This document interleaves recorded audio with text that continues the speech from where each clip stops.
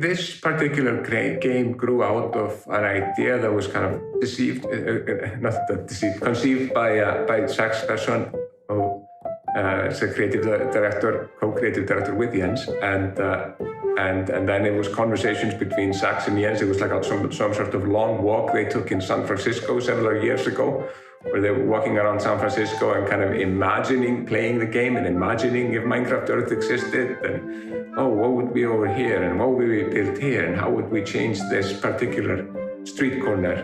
I think it was at Minecon in Boston. We took the game and we were showing it to Jens and Agnes and other members of the Stockholm team. And we had filled this park in Boston up with adventures and tappables. And me and Sax, who's the creative director on Redmond site, we were just walking around that park with his kids. And we had that complete sense of adventure, that we were inside an adventure game, that we were exploring this park, we were exploring this world, and we were encountering all these monsters and having all these adventures in AR on our phones, and then it felt ready. It felt ready then.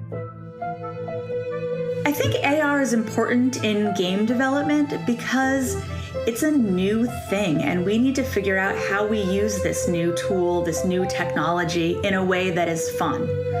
So, in a way that's useful. Like every new technology that we get can show up in games, can show up in other places where it becomes part of your world. But if you look at science fiction for the last 40 years, you can see that augmented reality, virtual reality have a significant place in all kinds of different applications. And we are exploring what it means to do augmented reality in games. People often conflate AR and geocaching, because geocaching is a game that uses the GPS sensor on your phone to show you a map and makes you walk to places to pick things up, which is a feature in Minecraft Earth. But AR itself is augmented reality that's overlaying computer graphics on top of a video. But once you go into actual augmented reality, I think Minecraft Earth is dramatically different. It's much less about focusing on some one thing and fighting some one thing with simple gestures. It's more about being in a fully immersive Minecraft world.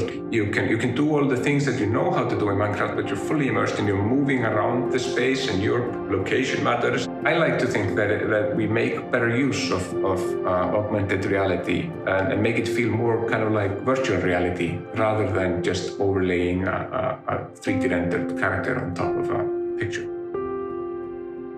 I think that when we started out, we released our very first beta version primarily for builders, right? We have the build plates and you go out and you get resources and you build something cool. What we saw in our data from our players is that players love adventures. They love adventures more than they love building. And that's okay. So they still have building for those who want to do that. And we are really focused on building out that adventure ecosystem and making it really great for that type of player. We also cater to the player that wants to collect things. In mobile free-to-play games, collection is a very common mechanism that people really enjoy. So we put together our player journal that just released this spring, so people can see all of the different mobs, blocks, and items that are in the game, and they can go out and collect them and learn more about them. And we'll continue to expand on the player journal for that type of player in the future. We do really want to see emergent behavior in both adventures and in building, where people take the blocks that we have and can create new things that we didn't expect. In the adventure side, we expect people to start playing in different ways. We have loved seeing the community spring up around adventures and people work together to try to solve them and to solve them in different ways than we originally anticipated. And that is super cool. And also we're looking at what players do and trying to modify where we go next based on that. My favorite part of Minecraft Earth would have to be the adventure crystals themselves, because I like how it ties into the whole game itself, and that I'm able to activate a crystal from anywhere and able to place it in my home and living room. Since we were going to be able to reimagine Minecraft specifically from the ground up for Minecraft Earth, what kind of things could we do that would be curated experiences that would be delightful to the user.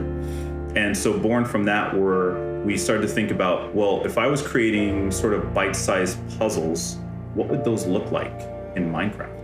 And that informed on a lot of what we went off and prototyped, like what type of scripting could we do, what kind of limits could we push, redstone and command blocks and things of that nature.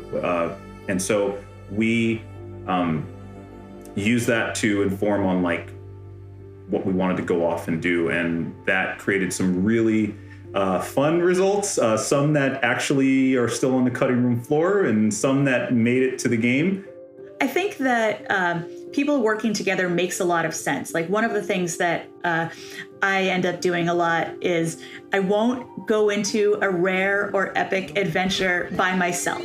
Like I'm comfortable doing the commons and the uncommons alone at home whenever I feel like it. But if I want to get into a rare or an epic, I'm like, hey kids, hey husband, come on over and play with me right now, because it's actually hard to do by yourself. There might be a bunch of mobs and a puzzle that you're trying to figure out at the same time. I think what makes a great adventure is one that triggers a level of curiosity, be it about the environment that the player's playing in, or if there's a new mob that they've seen, or if they have a story-worthy moment where they were hiding behind their couch while they were ducking arrows being shot at them by a skeleton.